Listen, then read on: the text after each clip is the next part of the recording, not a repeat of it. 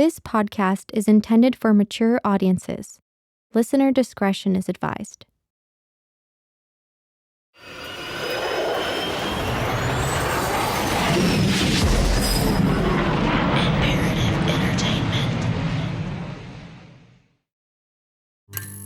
Like a little picture.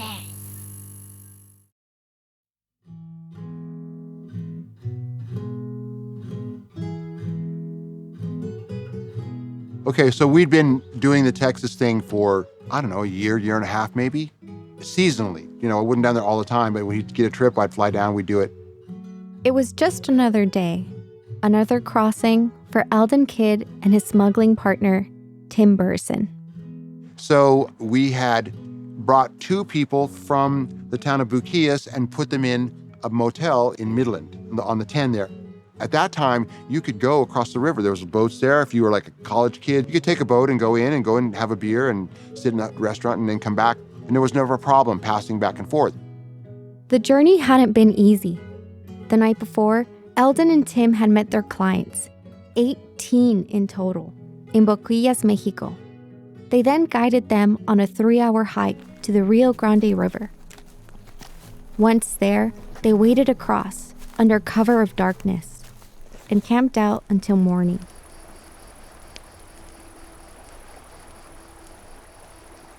Once across, they ran their reliable decoy van scheme, utilizing two vans.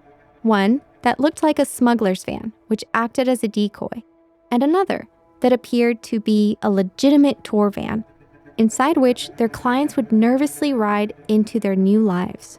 It'd been working flawlessly for over a year. As the old saying goes, if it ain't broke, don't fix it. As usual, they didn't encounter any resistance.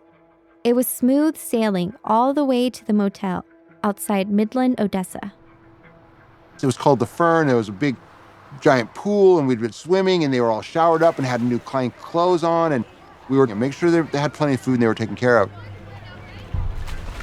And a lot of times we'd buy them socks and shoes, so they had new socks and shoes on. So they weren't just a flag for anybody who was looking for signs of passing the people. The final step was to transport their clients from the motel in Midland to the nearby airport, where with false identification, they would board a flight to some other American frontier, where their new lives would officially begin. There's something so satisfying about a simple plan well executed. About knowing every motel vending machine or local fast food joint, every highway exit sign, knowing every single detail by heart. Elden was no longer changing it up for every run. It had gotten too risky, and the tried and true methods were still getting the job done. But there is risk in repetition. Elden and Tim didn't know it yet, but the gnarled hands of destiny were closing around them. Yes, this trip would be different than the others. Very different indeed. Because this one would be their last.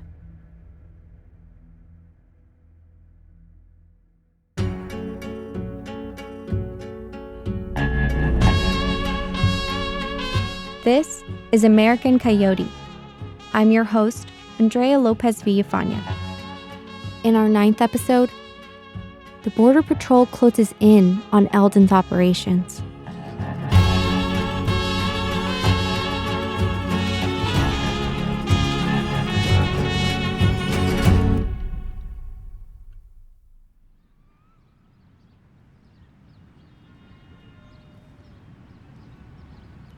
Months before Elden and Tim's fateful run, in an otherwise unsuspecting office park in San Diego, a photo was printed out.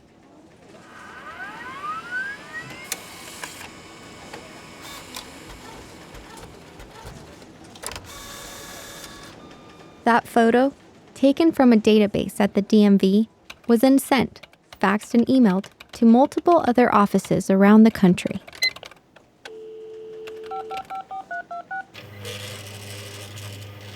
And everywhere that photo was received, it too was printed out and tacked up on bulletin boards taped to walls, hung in cubicles. The offices were those of the U.S. Border Patrol, branches all across the Southland. And the photo was of Elden Kidd, the proverbial white whale of the Immigration and Naturalization Services. After skirting capture by border agents repeatedly through his myriad of schemes, this American Coyote was now a wanted man.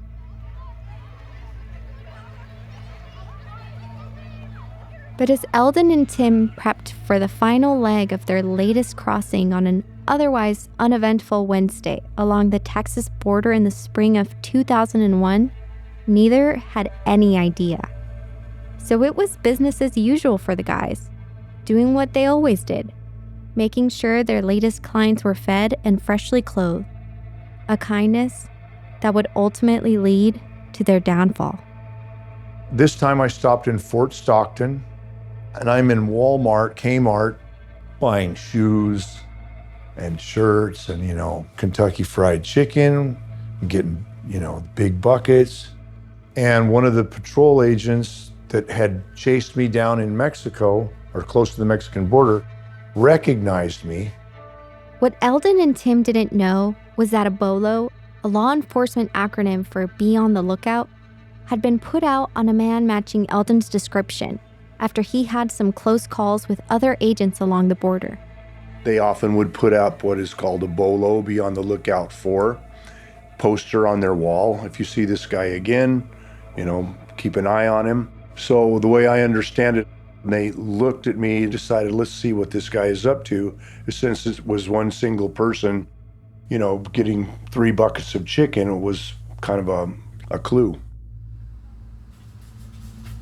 Elden's size and stature was not ideal for blending in. He stood a head above most, and by this time in 2001, he was sporting a shaved head. He was, quite simply, unmistakable. That's how he got recognized. I can change my appearance. I can put on a bald cap like you. I can change how I walk. I can change my appearance. He can't. He's Elden. That's it. What are you going to do? Put a dress on him. There's Elden in a dress. Still, they were oblivious, unaware that Elden had been spotted near the motel, unaware that the mechanisms of justice were already spinning, zeroing in on their location. And after the clients were fed and clothed, it was time to move.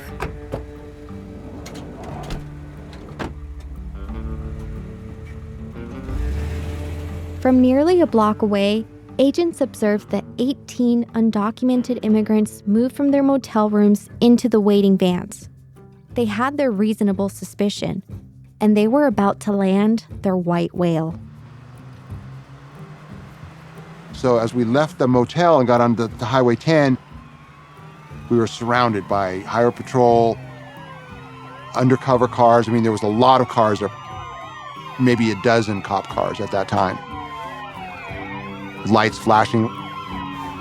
They pulled Elden over first, and I just kept going, thinking I was going to get away. I was going to get away. And then the highway patrol came in behind me. I was placed under arrest. The arresting officers took statements from all of the apprehended migrants, and each gave the same story. They had made arrangements with Tim and Elden to be transported from Mexico into the United States for a flat fee of $2,000 each. This time, there would be no tricking their way out of the situation. And it was here that Elden learned just how big a fish he was to the border authorities. Unbeknownst to me, all this time, things were being compiled, and they're building a case. So when I was finally caught in Texas, here's your file, bud. We know about you. They wanted to catch me with something good or big or more interesting.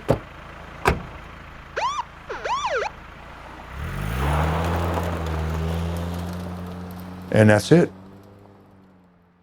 However, United States authorities are not Mexican authorities, a stark difference that Tim experienced firsthand. When I first got arrested, the highway patrol down there, he put the cuffs on me really hard. And he said, "You guys think we're stupid." I said, listen, these cuffs are too tight. And he goes, they're just fine. Then when the Border Patrol took us over, after they took possession of us, the one guy says, well, I can let you guys out of those cuffs. He says, but don't try to run, because these boys have guns and they will shoot you. The two Coyotes were put into lockup in Texas as they awaited sentencing. Elden had been in this position before, but for Tim, it was his first time behind bars. And he was rightly terrified. And they put us in the same cell together. Well, there was a guy who had been in jail for 6 months there. And he had the whole cell cowed. Everyone was afraid of him. So they bring the cornflakes around about 5:30. And so we just sit down and start eating corn. Well, this guy had it set up that he had to say grace for the whole cell before anybody ate. We didn't know that. And then for some reason, he was focusing on me. So the whole time I'm in there, I'm thinking he's over there sharpening his toothbrush into a point to stick it in my eye or something. I didn't know. And Ellen says, he you don't have anything to worry about. Fortunately, Tim's best friend was with him, a 6'5", 230-pound man who had survived 2 years in the roughest prison in Mexico. It's good to have a guy like Elden watching your back. That was Tim's first 2 weeks in jail, and he was absolutely terrified. I kind of had to watch over him a little bit. There was somebody in the cell that had everybody getting up, saying prayers and doing exercises. Like, they love to have these little routines going. So I told him there's no routine. I said, here's our routine from now on. But I just started slapping him around. I said, this is our routine every day, starting now. And so he let me out, and he's out, and we had some peace there. While the two men had successfully warded off their first confrontation in prison, they still had no idea how long they would be locked up. By this time, word of Elden's capture had made its way back to Riverside, back to his family. Elden's daughter Tammy remembers that moment. It was a nighttime phone call. Like, there's a phone in my mom's room, and I was in her room at the time. He had been arrested again.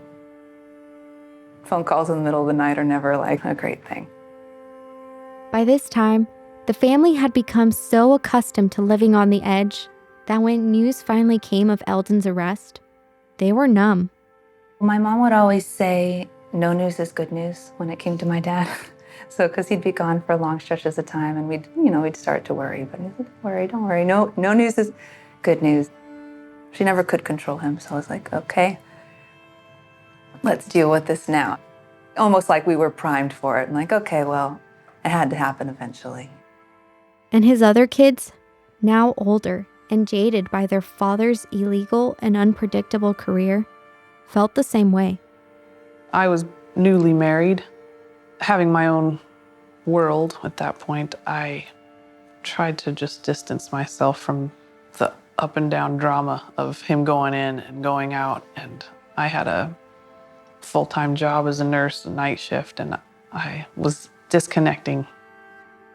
I grew up with this as a pattern through my childhood. So, your emotional response to these situations gets less and less and less. So I think I was desensitized to it to a certain degree, and it was disappointment, but it was my normal. Back in Texas, in prison, Elden and Tim awaited their fate, passing their time as best they could. You have 1 or 2 days a week, you'd have an exercise period. You can go in the yard and throw the basketball around and run. And Elden would take the trash can and fill it up with water. We're doing weightlifting in the jail. And it's like the TV's on, there's a soccer game on there in Spanish 24 hours a day. And it's just, it's nerve-wracking. But Tim's incarceration would soon come to an end. Due to the fact that he had no priors, he was allowed out on bail. Elden, on the other hand, wasn't so lucky.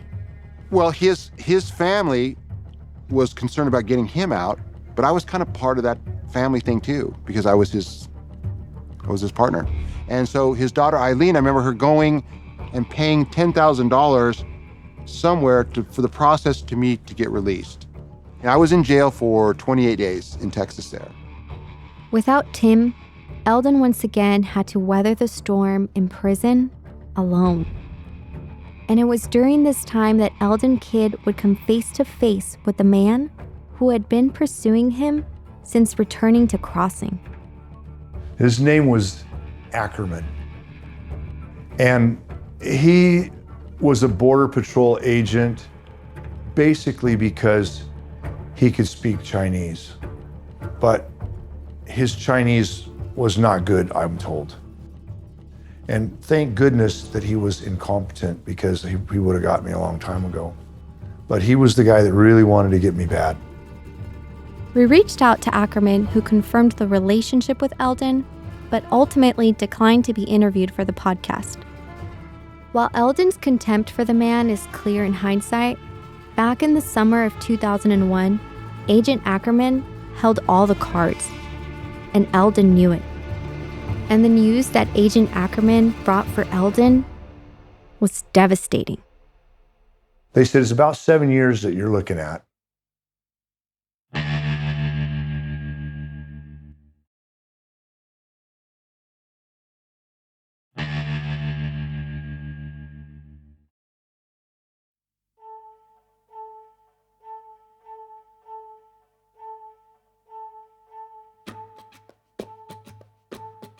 To Elden, 7 years was an eternity. But in 2001, there were greater forces at play in the Border Patrol and around the southern border in general. In reality, Elden was just one small cog in the massive machine patrolling and regulating the US-Mexico border.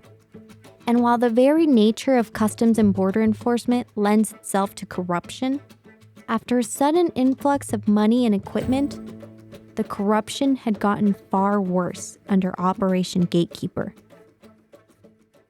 I was raised in Alabama. I went to Auburn University, and when I graduated, I was expected to go to law school. I graduated with honors at the top of my class.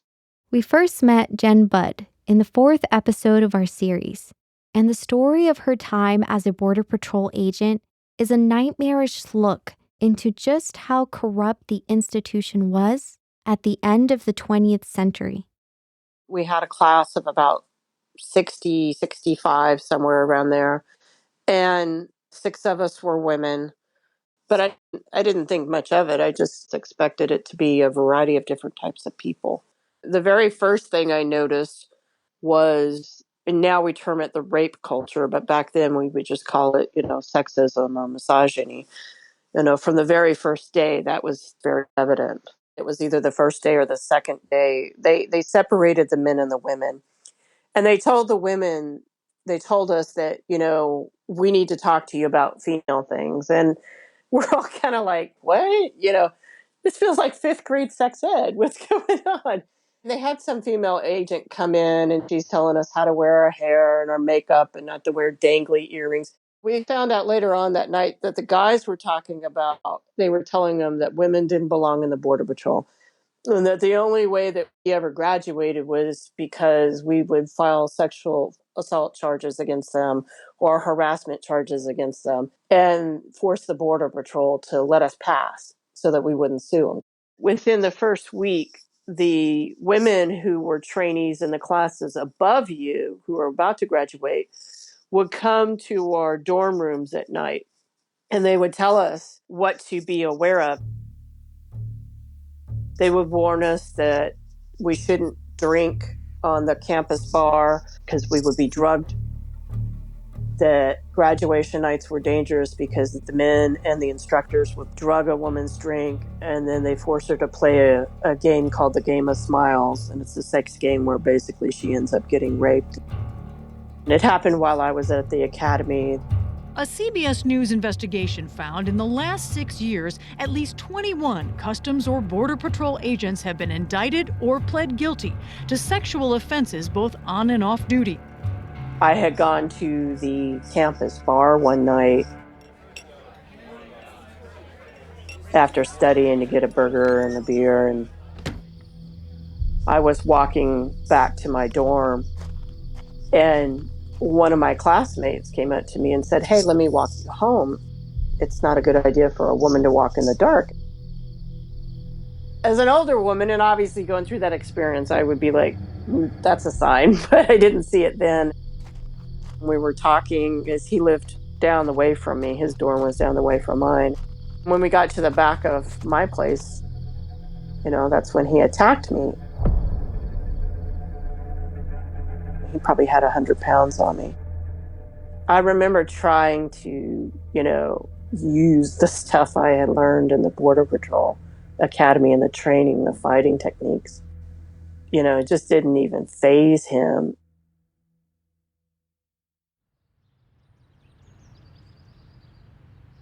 The next day, I didn't know if anybody knew about it. I didn't know if he told anybody about it.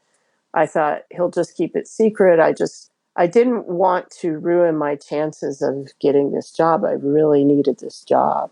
None of my classmates said anything about my face I had a bruised, like a little black eye, and I had a busted lip. And I had bruised ribs, which they couldn't see. But I eventually ended up having to do my physical training class that was 2 hours that day. And he was in that class. For that day, they had decided that we were going to do defensive tactics. And they made me box him. They were laughing and thought it was funny. And he picked me up probably no less than 3 times and just threw me into the wall. And every time that he punched me, he would go for the places that he had punched before. And I didn't stop going at him until they blew the whistle.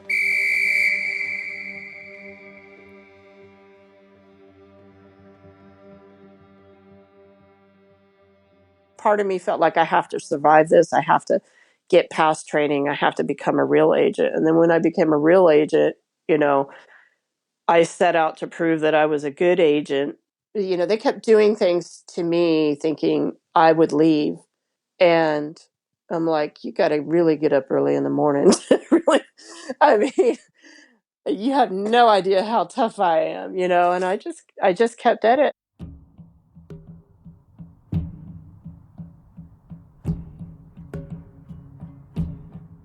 Jen became a U.S. Border Patrol officer in 1994, shortly after Operation Gatekeeper was instituted. Over the next 6 years through the turn of the century, she saw the border change before her eyes, much like Elden did, just from the other side. As Agent Bud mentioned in our 4th episode, she rose in the ranks of the Border Patrol in the San Diego sector. During this time, enforcement ramped up on all illegal crossings with a primary focus on finding and stopping the importation of drugs. However, the higher up she rose, and the more she learned about the inner workings of the Border Patrol itself, clues of deeper corruption became evident. Campo was pretty well known for a lot of drugs coming through. And when the new boss of the station came in, after a couple of years, he changed our operations on how we deployed to the field. He demanded that we only take a paved road down to the border in this area that was normally used for drugs.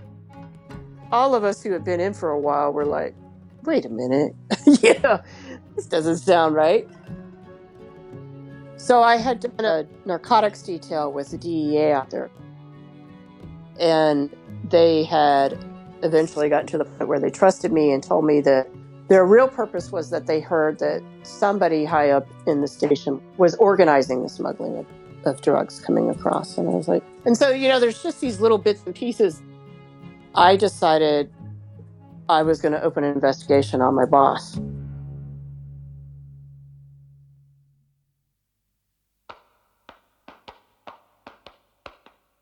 So he found out I was doing that. And he admitted to me that he was the one who was organizing the smuggling of drugs into San Diego County, Campo. And he threatened me. And he just said that he would have me sitting behind a desk the rest of my career. And I went back to sector. I told my boss, I want to whistleblow. I'm going to go to the FBI. I want to talk to the DEA. And he says, I think you misunderstood. And this is the thing about the Border Patrol. And then we say the culture of corruption, but it's also this culture of cover up. We went back and forth arguing. And then he says to me, my boss at Intel at Sector says, we are going to put out a job here at Sector for a supervisory position. So this is a step above me. And you're going to put in for it. And everybody will put in for it. And nobody will know that we've pre-selected you for this. So he was offering me a promotion to keep my mouth shut. And I said, I am not your girl for this. That's not the way I roll. This isn't small potatoes here. This is big. You know, agents die because of people smuggling drugs, and we can't have this. He just told me to think about it and sent me home.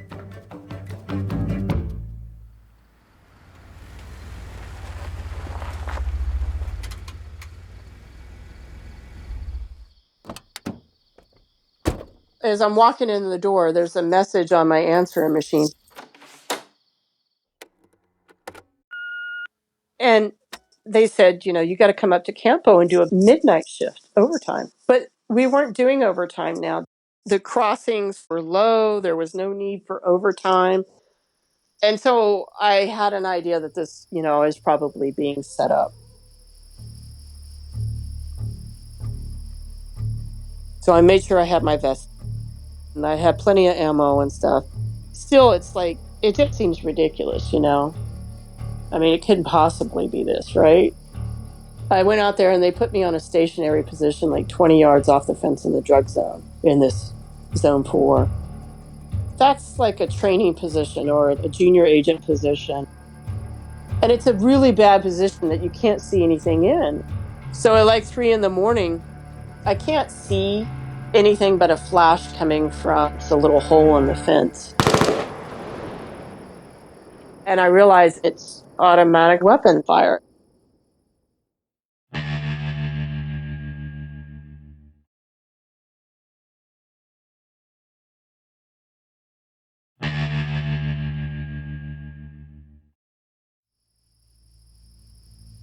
After attempting to blow the whistle on a superior who was organizing the smuggling of drugs over the U.S.-Mexico border, Agent Jen Budd had been assigned a midnight shift on a remote post in an apparent setup as retaliation for her investigation.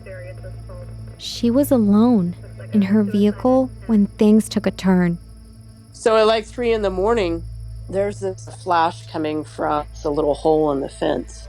It's automatic weapon fire. It's landing like right next to my driver's side door and ricocheting off the rocks next to me.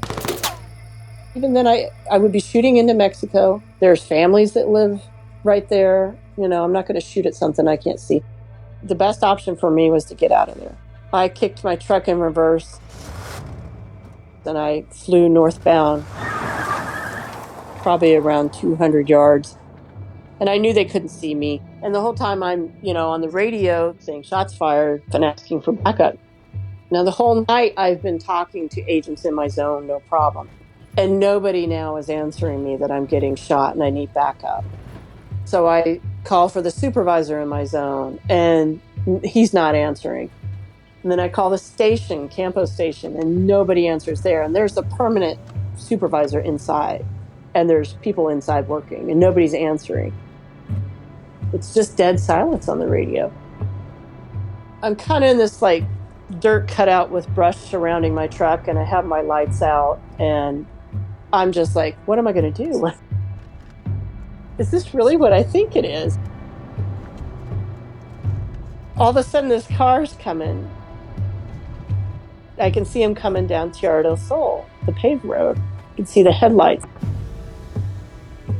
If you're in law enforcement, you start to get to where you can recognize cars by their headlights. I could tell it was probably a Ford Expedition, which is what my boss, the boss of the station, drove. And it was him. And he pulls up his white G-Ride And I have my gun on this guy, but he can't tell. He doesn't know I have my gun on him because it's under the windowsill. And he says, real casually, he says, I heard on the radio that you were calling for help and nobody was responding. So I thought I would come out and see if I could help you. I just didn't say anything. And he looks at me and he says, have you learned your lesson yet? He says, because, next time they're not going to miss. I just drove away. I drove northbound on the East Indian Road and I popped out on Highway 94 and I went back to the station and turned my keys in and I went home that night and told my wife I was going to resign. I remember I'm standing in the living room and I'm standing there in uniform and I'm taking my gun belt off and I'm telling her what's going on and I go, I don't even fucking believe in what we do. I resigned from the force in June of 2001.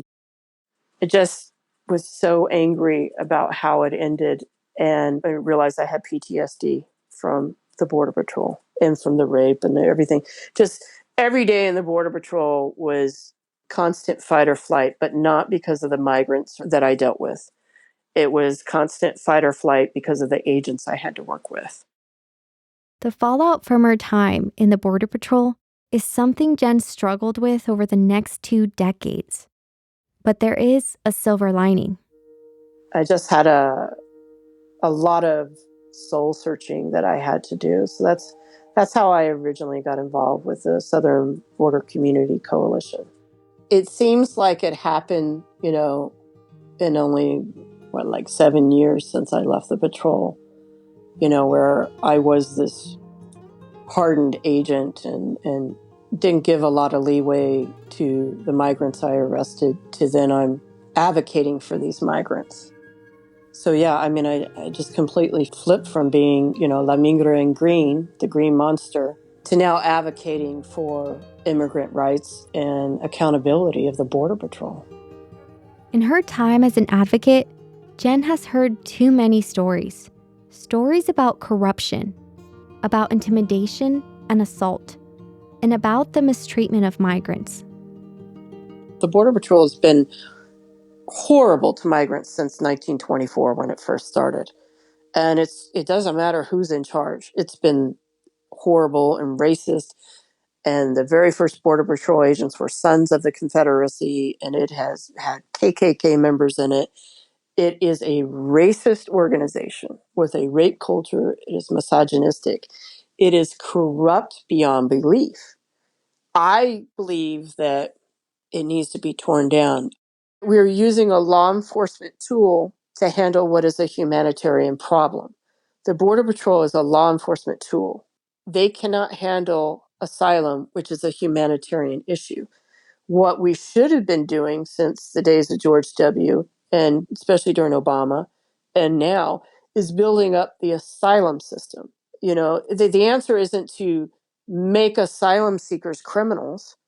The answer is to build the asylum system so that we can do our records checks as people come to us and make sure, that we're not bringing people in that are wanted in certain areas or whatever, and then have a decent immigration system and an asylum system that helps them become Americans, that helps them find their way in our country.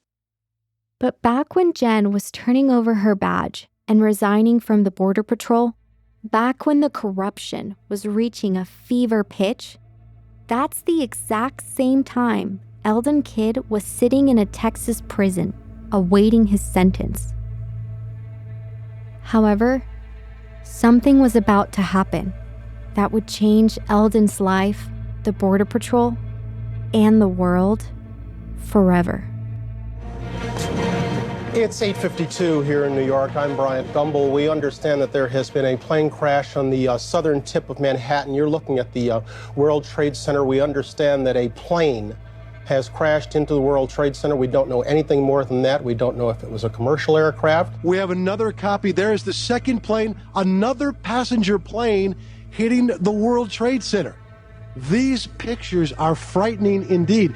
These are just minutes between each There other. was another major explosion. The building itself, literally the top of it came down, sending smoke and debris everywhere. But it is a surreal and devastating scene over here, something like I've never seen before. After 9/11, securing the border was now a top national security priority. And that meant corrupt agents who could easily be bought if the price were right were a national security threat. With the eyes of the country turning back toward the border, they needed help. And they'd find it in some unlikely places. I stayed there in that prison in Texas for 3 months, about 3 months. I got a visit from Ackerman and his partner.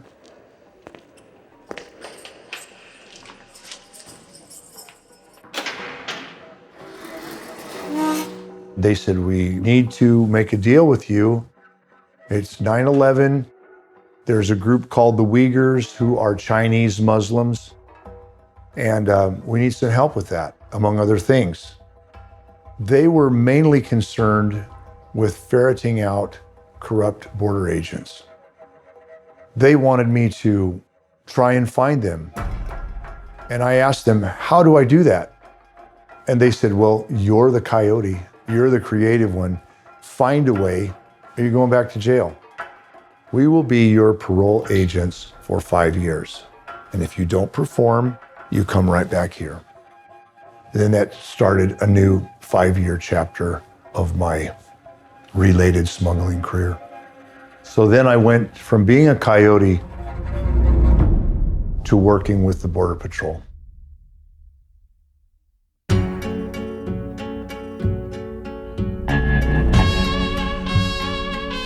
That's next time on the exciting conclusion of American Coyote.